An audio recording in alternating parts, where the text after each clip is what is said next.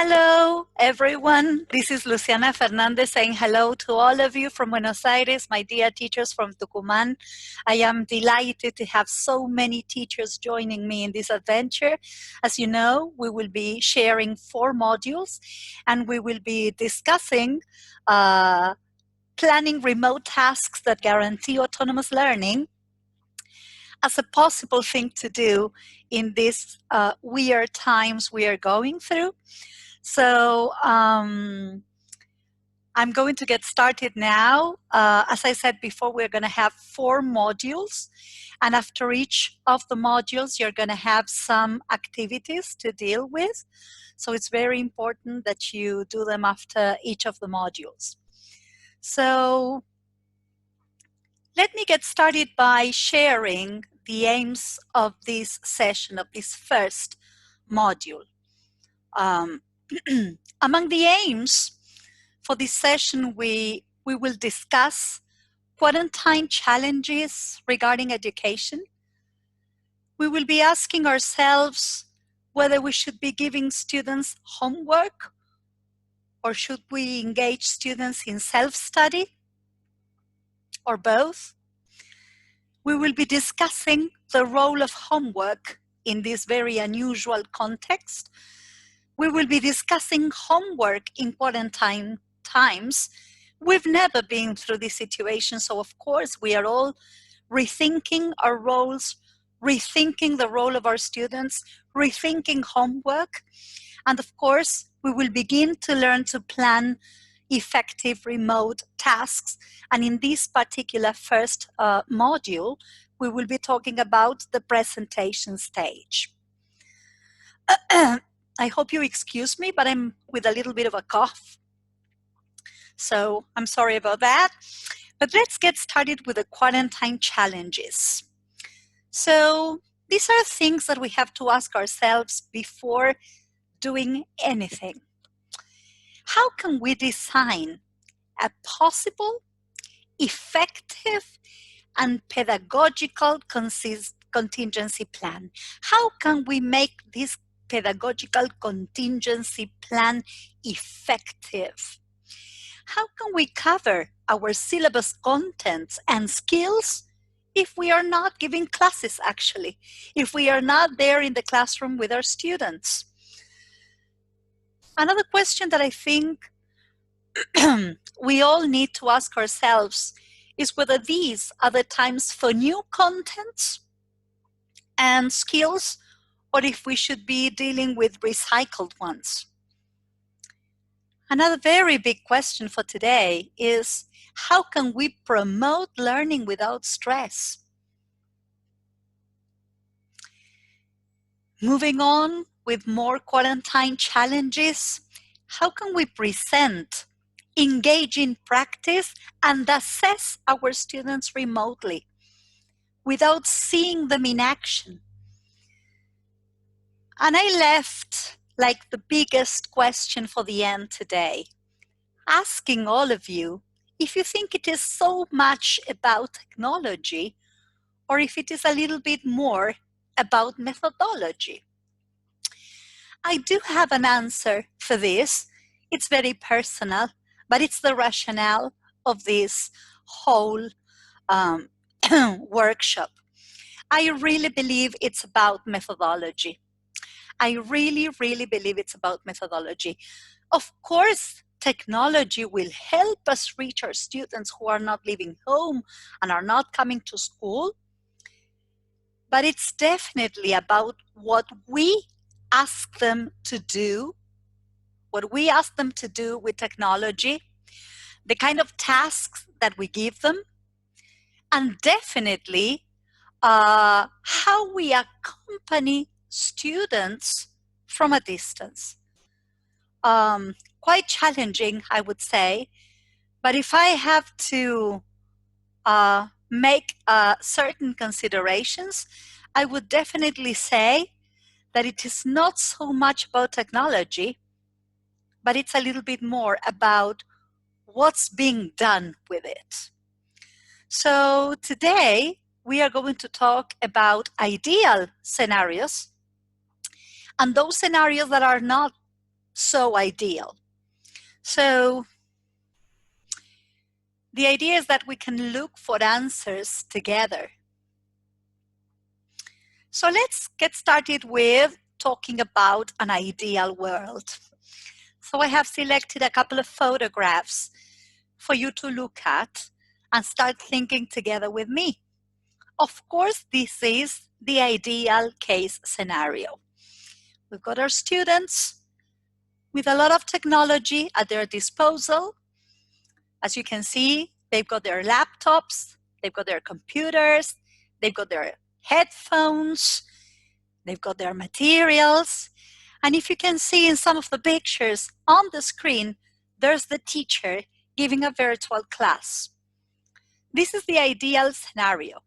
And it would be very easy for me to give a workshop on how you can do all this if this were the real case in many homes and in many places.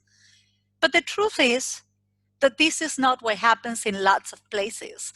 And I'm talking about Buenos Aires, I'm talking about Tucumán, and I'm talking about a lot of provinces in our country.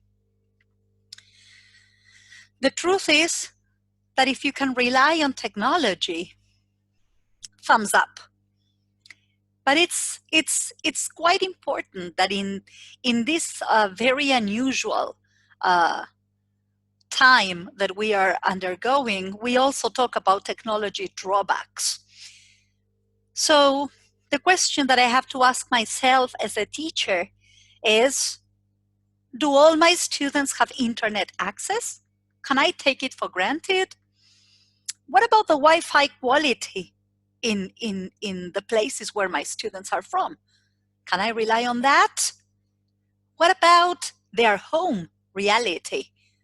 Do they all have a computer or a laptop? How many computers do they have at home, if any? Do they have a tablet? Do they have a cell phone? Are they sharing these devices with the other members of the family who are also in lockdown? Because parents are doing home office and the children are doing homeschooling. And probably everybody is relying on the one device they have at home, if there is one device at home. So these are the drawbacks that we need to take into consideration. Ideally, again, so if we are really in an ideal world, I have no further pieces of advice than telling you to give virtual classes. If you have technology at your disposal, if you have good Wi-Fi, if you have internet access, and if you have the possibility, and you know that your students have the possibilities, give virtual classes as frequently as you can. Another possibility is that you record yourself giving classes. You can record videos. That's also a possibility. But there is something that you need to take into consideration as well, and that is time. There is one thing that we have to assume. We cannot give virtual classes the same amount of time that we would give face-to-face classes. The videos cannot be that long. So when it comes to virtual classes and when it comes to recording videos, they need definitely to be shorter. So what we will have to do is make the most of that limited time for that virtual class or that video. This is really, really very important. There's plenty of reports saying that students cannot hold it in front of a screen for that long. So again, it's not a matter of quantity, it's a matter of quality. And I'm sure you will agree with me. So this workshop, the reason why I started talking about ideal case scenarios and those case scenarios that are not so ideal, is that I really want to help you plan effective tasks that will follow that virtual class or that video that you can record because you have the possibilities.